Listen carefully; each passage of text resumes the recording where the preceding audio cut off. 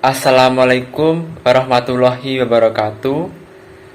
Sebelumnya yang saya hormati Ibu Jidni Husnia Fahrunisa, MAK, selaku dosen pengampu mata kuliah kewirausahaan, dan teman-teman yang saya banggakan. Pada kesempatan kali ini, kami dari kelompok 7 ingin mempresentasikan hasil diskusi kami, yaitu tentang menyusun rencana keuangan yang berhasil. Kami dari kelompok 7 terdiri dari 4 anggota. Yang pertama, saya sendiri, Erik Setiawan, NPM 001. Yang kedua, Wahida Mustaqim Elia Rahmawati, NPM 003. Yang ketiga, Rini Astuti, NPM 010. Dan yang keempat, Anang Muhayyad, NPM 019. Adapun beberapa topik pembahasan yang nantinya akan kami bahas lebih dalam mengenai menyusun rencana keuangan yang berhasil. Topik tersebut sebagai berikut. Nomor 1, pentingnya menyiapkan rencana keuangan. Yang kedua, cara menyiapkan laporan keuangan dasar dan menggunakannya untuk mengelola perusahaan kecil. Yang ketiga, menyusun proyeksi laporan keuangan atau pro forma. Yang keempat, memahami laporan keuangan dasar melalui analisis rasio. Yang kelima, cara menginterpretasikan rasio keuangan. Dan yang terakhir, analisis nilai impas pada perusahaan kecil. Untuk selanjutnya, kita akan masuk ke pembahasan yang pertama, yaitu mengenai pentingnya menyiapkan rencana keuangan. Dalam standar akuntansi keuangan menjelaskan bahwa tujuan dari laporan keuangan itu sendiri adalah menyediakan informasi yang menyangkut posisi keuangan, kinerja, serta perubahan posisi keuangan suatu perusahaan yang bermanfaat bagi sejumlah besar pemakai dalam pengambilan keputusan. Selain beberapa alasan pentingnya laporan keuangan tersebut, laporan keuangan juga bisa dibilang penting karena alasan fungsi sebagai berikut. Yang pertama, membantu perusahaan menilai kondisi keuangan perusahaan dalam periode tertentu. Yang kedua, menyajikan informasi atau data-data yang komprehensif mengenai kedudukan keuangan perusahaan. Saya Wahida Mustaqim Elia Rahmawati, NPM 003, akan melanjutkan menyampaikan materi mengenai cara menyiapkan laporan keuangan dasar dan menggunakannya untuk mengelola perusahaan kecil. Yang pertama yaitu neraca. Suatu laporan keuangan yang di dalamnya terdapat beberapa informasi mengenai akun-akun aktiva serta hal-hal yang menjadi kewajiban perusahaan dalam satu periode. Dalam suatu laporan keuangan, neraca terdapat segala informasi terkait siapa pemegang saham, siapa kreditur, dan yang lainnya. Selain kegunaannya dari laporan neraca adalah untuk mengetahui beberapa kondisi keuangan dalam sebuah perusahaan. Laporan keuangan tersebut bisa menunjukkan apakah perusahaan tersebut memiliki kondisi yang sehat atau tidak. Yang kedua yaitu laporan laba rugi. Laporan keuangan suatu perusahaan yang mengukur keuntungan atau kerugian suatu perusahaan dalam periode waktu tertentu. Dengan adanya laporan ini, pihak atasan bisa mengetahui kondisi finansial perusahaan sehingga laporan tersebut bisa dijadikan sebagai dasar evaluasi untuk langkah kebijakan selanjutnya. Yang ketiga yaitu laporan arus kas, menunjukkan perubahan modal kerja perusahaan dari awal tahun dengan mendaftar sumber-sumber dana dan penggunaan berbagai dana tersebut. Banyak perusahaan kecil tidak perlu membuat laporan ini. Tetapi dalam beberapa kasus kreditor, investor, dan pemilik baru atau otoritas pihak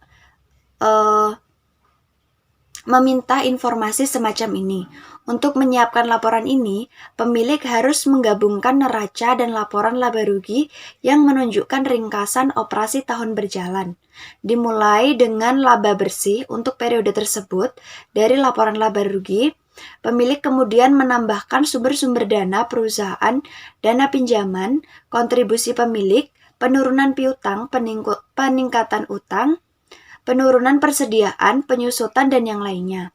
Laporan-laporan keuangan ini lebih dari sekedar dokumen rumit yang digunakan oleh akuntan dan pejabat keuangan.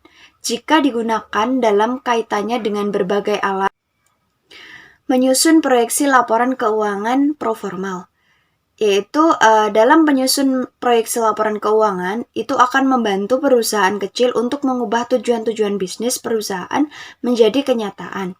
Proyeksi laporan atau laporan proforma ini merupakan komponen yang sangat penting dari setiap rencana bisnis sebab hal itu memperkirakan profitabilitas dan kondisi keuangan keseluruhan dari suatu perusahaan di masa yang akan datang. Proyeksi laporan juga merupakan salah satu bagian yang integral untuk meyakinkan calon kreditur dan calon investor agar memberikan bantuan keuangan yang diperlukan agar perusahaan dapat beroperasi. Laporan proforma ini juga membantu pemilik untuk merencanakan cara meningkatkan kekuatan keuangan dan pertumbuhan perusahaan yang sehat.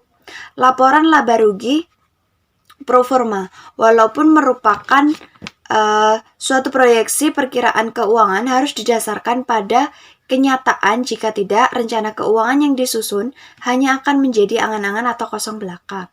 Dalam menyusun laba rugi, wirausahawan memiliki dua pilihan, menyusun ramalan penjualan dan bekerja untuk mewujudkannya, atau menetapkan sasaran laba dan bekerja untuk meraihnya.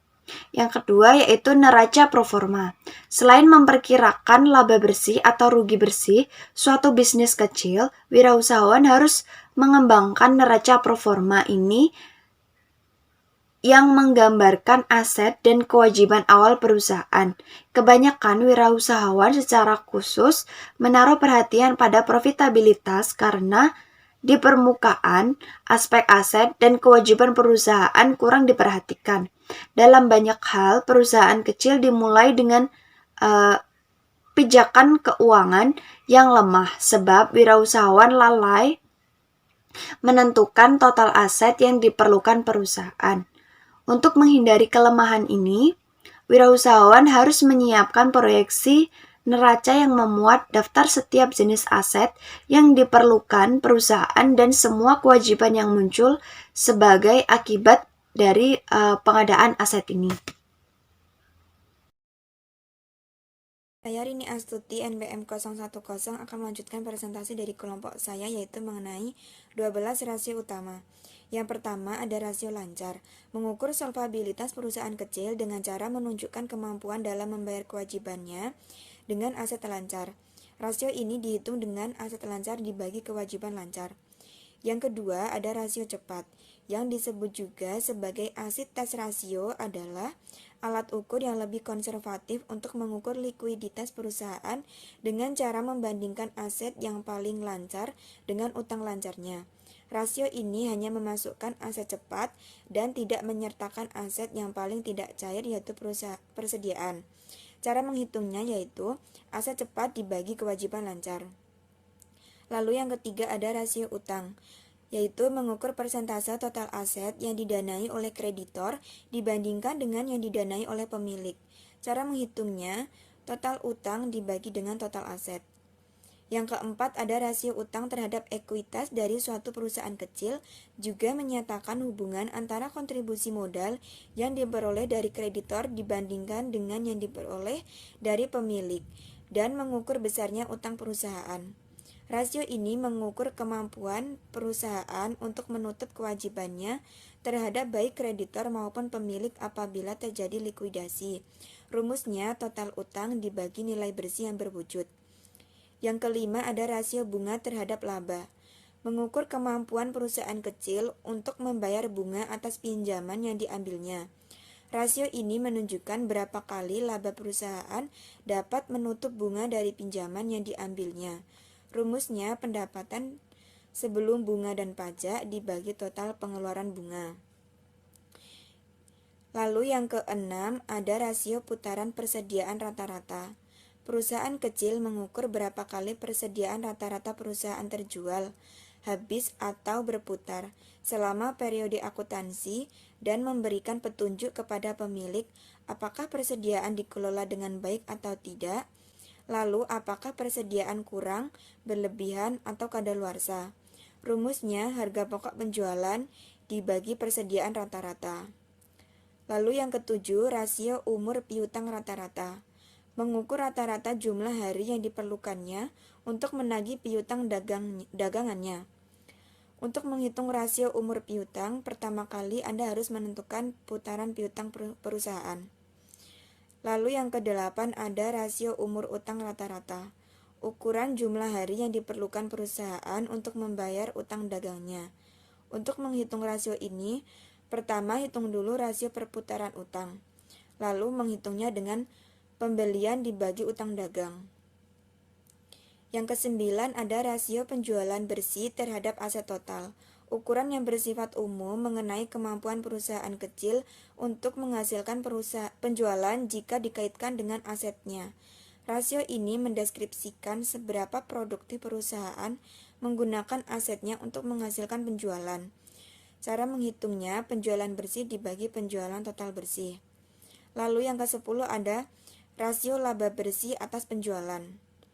Rasio ini mengukur laba perusahaan per satuan mata uang penjualan persentase yang dihitung menunjukkan jumlah sen yang tersisa dari setiap dolar penjualan setelah dikurangi dengan semua beban dan pajak pendapatan.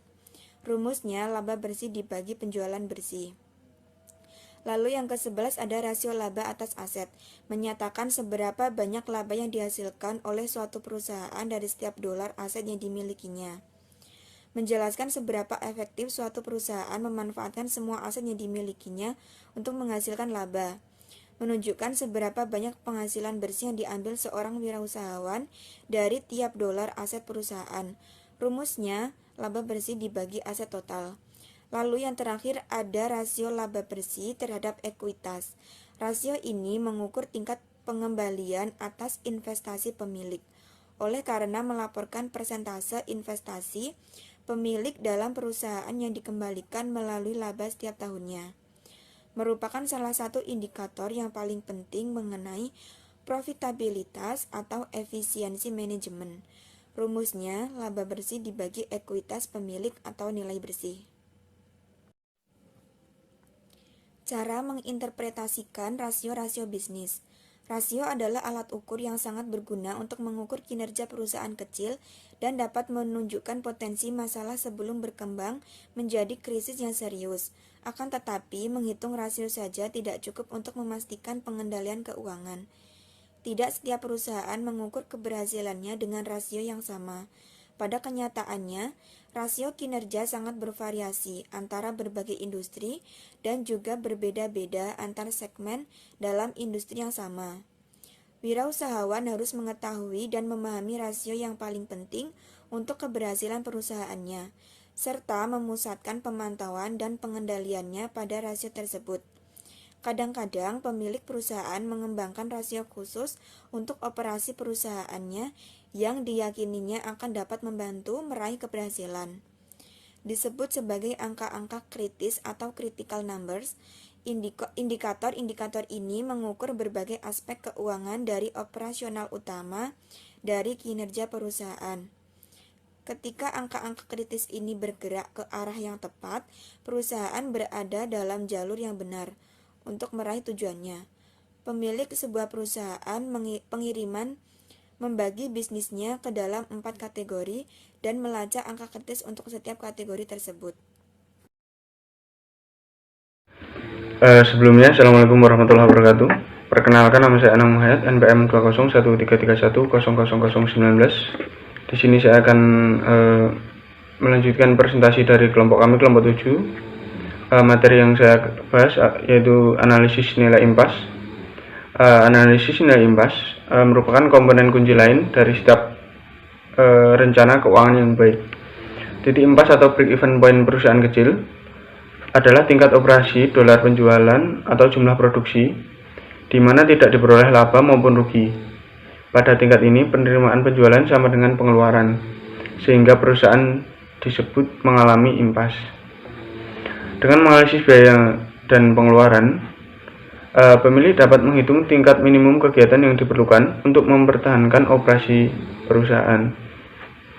Teknik ini dapat digunakan untuk menentukan jumlah penjualan minimum untuk menghasilkan laba.